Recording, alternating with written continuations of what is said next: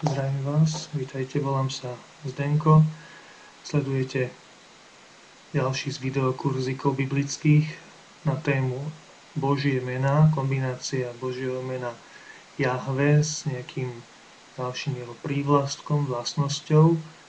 Dnes na tému Jahve Sitkenu, čo znamená Boh je naša spravodlivosť. Preberáme tieto Božie mená zo Starého zákona. Starý zákon, v ňom sú opisy stvorenia sveta a potom história Izraela, toho Božieho ľudu a očakávania Mesiáša. Mnohé proroctvá, predobrazy, to všetko, čo sa má naplniť na Ježišovi Kristovi. Aj dnešné meno je v plnosti naplnené v Ježišovi Kristovi, ktorý je spravodlivý, ktorý je naša spravodlivosť, Jahve Sitkenu. A tieto slova, ktoré budeme preberať, sú z proroka Jeremiáša z 33. kapitoly. Ak si ich môžeme pozrieť, najlepšie otvoriť si Sväté písmo, Starý zákon, nalistovať knihu proroka Jeremiáša, 33. kapitola, 1. až 6. verš. Je to po zničení Júdska, zničení Jeruzalema okolo roku 586, keď boli vzatí do babylonského vyhnanstva, otroctva už zvyšok Júdska, Júdskeho kráľovstva, ten juh.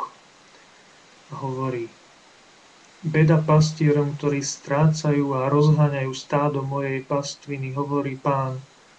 Preto takto hovorí Pán, Boh Izraela, proti pastierom, ktorí pasú môj ľud. Vy ste rozohnali moje ovce a rozplašili ste ich, nedohliadali ste na ne. Nuž ja dohliadnem na vás, na zlobu vašich skutkov, hovorí Pán. Ale ja pozbieram zvyšky svojich oviec zo všetkých krajín, do ktorých som ich roztratil, a privediem ich späť na ich nivy. Budú plodné a rozmnožia sa, a vzbudím im pastierov, ktorí ich budú pásť. Viac sa teda nebudú báť ani strachovať, a nebude z nich chýbať, hovorí Pán. Hľa, prídu dní, hovorí Pán, že vzbudím Dávidovi spravodlivý výhonok a bude ako kráľ panovať múdro. V krajine bude prisluhovať právo a spravodlivosť. Za jeho dní Júda dosiahne spásu, Izrael bude bývať v bezpečí. A toto je meno, ktorým ho budú volať. Pán je naša spravodlivosť. Jahve Sitkenu, Adonaj Sitkenu. To je Jeremiáš 33, 1 až 6.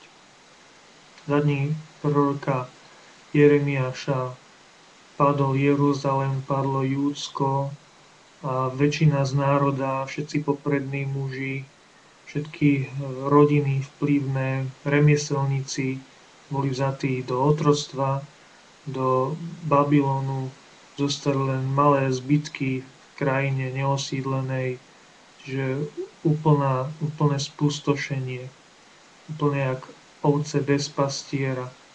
Aj Pán Ježiš, keď prichádza, hovorí, že som pastier, som dobrý pastier, hľadám tých, ktoré zahynuli, ktorí sa stratili.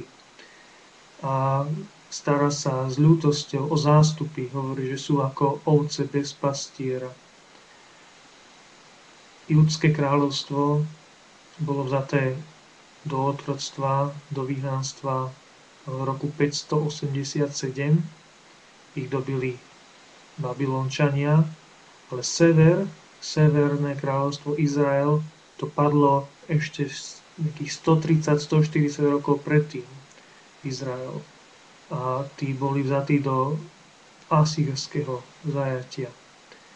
A tento juh hovorí, že sú ako ovce bez pastiera, že sú roztratení.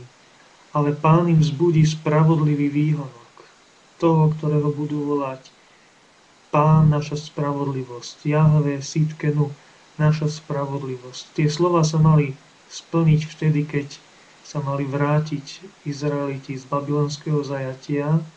Boh im vzbudil toho, ktorý ich mal viesť, aj potom nového kráľa, novú krajinu, ale v plnosti v Ježišovi Kristovi, v Mesiášovi, v tom dobrom pastierovi, ktorý vykonáva spravodlivosť. Potom ďalšie verše z tej 33. kapitoly, ďalšie proroctvo od Jeremiáša. Toto hovorí Pán zástupov.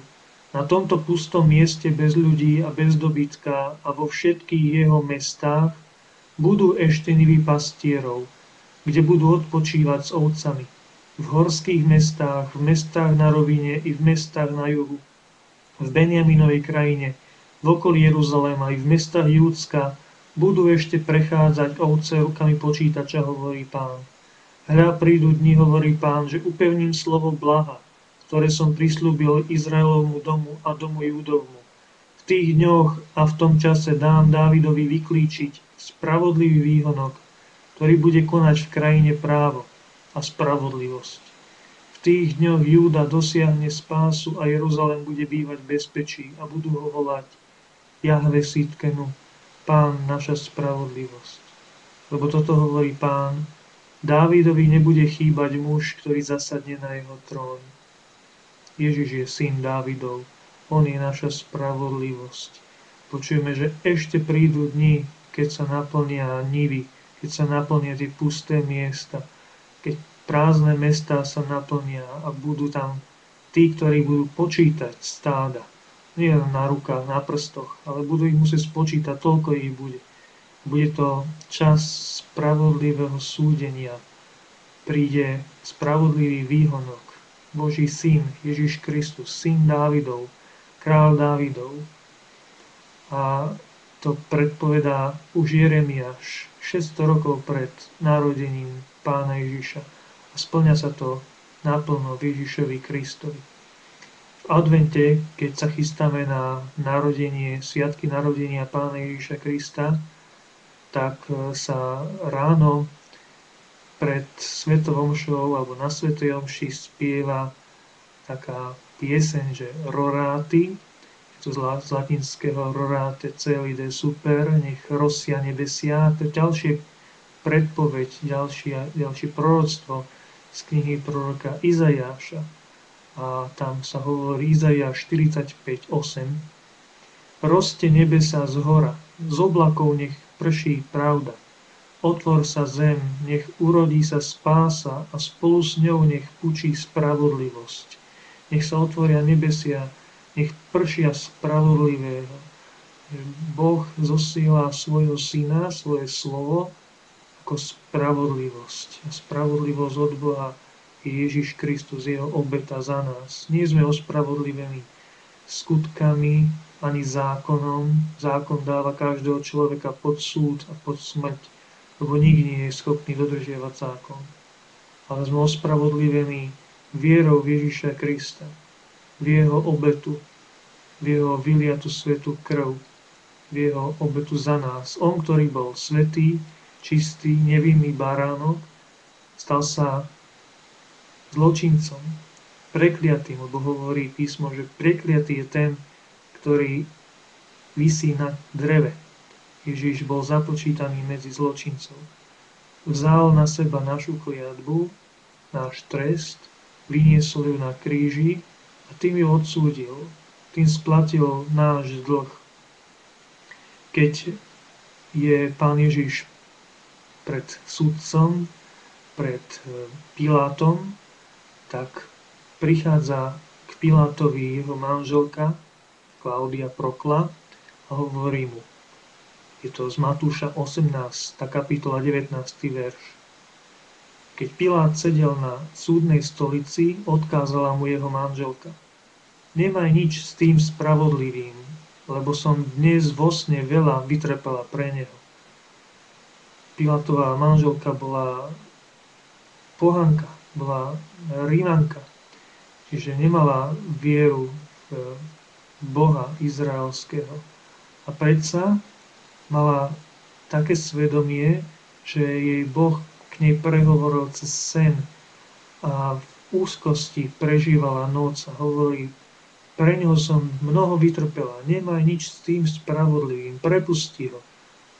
Ale Pilát bol slaboch a dal na politické reči ich židovských veľkňazov a zástupu, ktorý bol rozbúrený proti nemu. Keď Pán Ježiš na kríži dokonáva, zomiera, vydychuje posledný krát, ešte mu nezlomili mu ruky, nohy, ale aby sa splnili písmo, uvidia, koho prebodli, tak berie vojak kopiu a prebodáva mu bok. A vtedy druhý vojak, stotník, čo to videl, hovorí Lukáš 23:47, keď stotník videl, čo sa stalo, oslavoval Boha, hovoriac, tento človek bol naozaj spravodlivý. Opäť stotník je Riman, nie Žid, nie veriaci. A predsa spoznáva spravodlivého. Možno tá jeho viera ešte nebola taká spasiteľná a predsa spoznáva spravodlivého. Že tento bol človek nevinný. Mnohé veci, ktoré vidím teraz, otvorili sa mi oči. Hovorí, videl zemetrasenie, videl zatmenie slnka, videl Ježišové umieranie, ako sa modlí, odpúšťa, nerúha sa. Rúhali sa tí, ktorí mu hovorili zostup z kríža. Ale Pán Ježiš hovorí, Otče, odpusť im, lebo nevedia, čo robia. Ten, ktorý bol spravodlivý, stal sa zločincom, odsúdeným na smrť. A ešte otvára bránu neba zločincovi, ktorý mu hovorí, Pane, spomen si na mňa, keď prídeš do svojho kráľovstva. Ale Ježišove slova vlievajú do srdca zločinca nádej a do srdca aj nášho. Ježiš hovorí, hovorím ti, ešte dnes budeš so mnou v raji. Tak sa treba obrátiť na Ježiša aj v najväčších hriechoch, v najväčších bojoch. Ísť k tomu, ktorý je baránok Boží, ktorý sníma hriechy sveta, ktorý je spravodlivý. Veď o tom hovorí aj Ján v prvom liste. Vraví, že ak vyznávame svoje hriechy, on je verný a spravodlivý. Odpustí nám hriechy, očistí nás od každej nepravosti. On je verný a spravodlivý. Očistí nás od každej nepravosti. Odpustí nám hriechy, nespomína viac. Tak Ján dodáva, deti moje, toto vám píšem a hovorím, aby ste už nehrešili. A keby aj niekto zhrešil, máme u Otca zástancu, Ježiša Krista, spravodlivého. Máme u Otca zástancu, môžeme ich prísť k Ježišovi, pohliadnúť k jeho krížu, k jeho obete, k jeho svätej krvi, ktorá nás očistuje. V ňom, v jeho ranách je naše uzdravenie, naša spravodlivosť. A Peter hovorí Židom v Denturíc, vy ste zapreli svätého a spravodlivého, žiadali ste, aby Pilát prepustil vraha. Ale Kristus raz navždy trpel za hriechy, spravodlivý za nespravodlivých, aby vás priviedol k Bohu. Bol usmrtený v tele, ale duchom oživený. Ježiš Kristus je naša spravodlivosť. Prichádzajme k nemu, ako hovorí Ján, že tak, ako Mojžiš pozdvihol na púšti hada a ktokoľvek s dôverou pohliadol k nemu, bol uzdravený, keď ich štípali hady. Tak my s dôverou môžeme pohliadnúť na Syna človeka, na Ježiša Krista, ktorý bol pozdvihnutý na kríži. Hovorí, takisto musí byť Syn človeka pozdvihnut na kríži, aby každý, kto v Neho verí, nezahynul, mal život večný. Tak hovorí Božie slovo. Boh tak miloval svet, že dal svojho jednorodeného Syna, aby nezahynul nikto v Neho verí, mal život večný. Tak ťa, Pane Ježišu Kriste, prosíme, očisti nás od našich hriechov, oslobod nás, uzdrav a požehnaj. Na príhovor Panny Márie, nech vás žehná všemohúci Boh Otec i Syn i Duch Svätý.